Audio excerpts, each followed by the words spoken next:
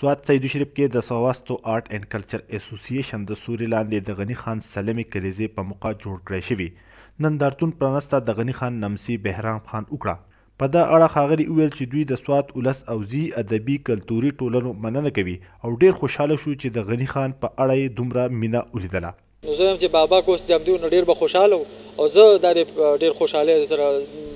محسوسوم چې دلته رالم کنه پینټینګز مې وکتل ډیر خفر دی دا په فرست ټایم وشو لکه داغه د پینټینګ د اړخ خبره اتر یا داسې ایگزیبیشن دا چېرته مخکې نه دی شوی لکه مطلب په دې دغه کې او زه خوشحاله یم چې سوات کې خلکو دومره مینه او قدر ولا ورکړه چې وایي.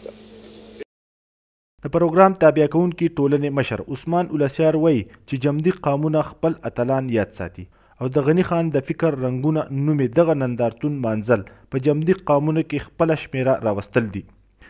غني خان دلته د پینټینګز دغه سکلپچرز دغه مجسمې چې کومې دي دغه د موسیقۍ سره دغه تړون بیا هغه د بحیثیت یو سیاسي مشر چې هغه د زلمي پښتون یو تحریک شروع کړی او بیا په د هند د پارلمان د ټولو نه کم عمره ممبر پاتې شوی دی نو د هغه د ژوند ډېر اړخونه د خلکو نه پټ پاتې دي لا نو موږ غواړو چې زموږ دغه شانتي اتلان د غني خان بیا موږ د غني خان پورې به هم محدود نه یو زموږ چې نور کم ملي اتلان دي د خوشحال بابا د رحمان بابا د والي سوات د سنوبر حسین کاکا چې دوی څومره خدمات دي نو موږ به وخت په وخت باندې هغه منځو دغه نندارتون کې د یو شمېر پښتنو ارټسټانو پنپارې ایښودی شوي دي چې پکې د زی ارټسټ ناصر شین پنپارې په دغه ډول ځانګړي دي چې دوی د لرګي نه جوړ کړي دي. په دا اړه ښاغلی وایي ما زیاتره دغه په شاعرۍ باندې کار کړی دی په کاروینګ کې ووډ کاروینګ کې لکه مثال په طور دا ما دغه په شاعرۍ دغه کړی دی یو سړک د ګلستان بله لاره د زندان منځ کې زه ولاړ حیران چې په دې ځم که په دې دې خوا ساز هلته ویرونه دا په هغه دغه باندې ما جوړ کړی دی. د افغانستان کونړ ولایت څخه راغلی ارټسټ حمید الله ارباب د خپلو ایښودی شوي پنپارو په اړه وایي دا وخت پښتنو ته د امن او د ژوند سره د مینې پیغام ضرورت دی او دوی د غني خان دغه پیغام واضح کولو هڅې کړي دي. دې برخه کې ما کوشش کړی دی چې د غني خان بابا په حواله کم سټیریوټایپس موجود دي په پښتنو کې یا ډېرو خلکو هغه دا نه دی پېژندلی د شاعرۍ تر شا چې کوم هغه پیغامونه دي هغه په مختلفو انځورونو کې که هغه د هنر سره مینه ده که هغه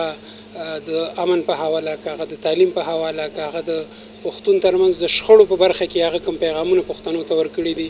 په مختلفو انځورونو کې هغه ما کوشش کړی چې هغه خپلې ټولنې ته وړاندې کړم. نندارتون ته یو شمېر خلک لیدو ته راغلي دي او ډیر په غور او فکر سره د غني خان په اړه عکسونه او ورنبارې ګوري چې پکې زی یو تن همایون خان په دا اړه زیاتوي. دا ډیر د وخت او اهم ضرورت دی او پکار ده چې دا ایگزیبیشنز موږ په بار بار کوو بلکې نن دا وشوه چې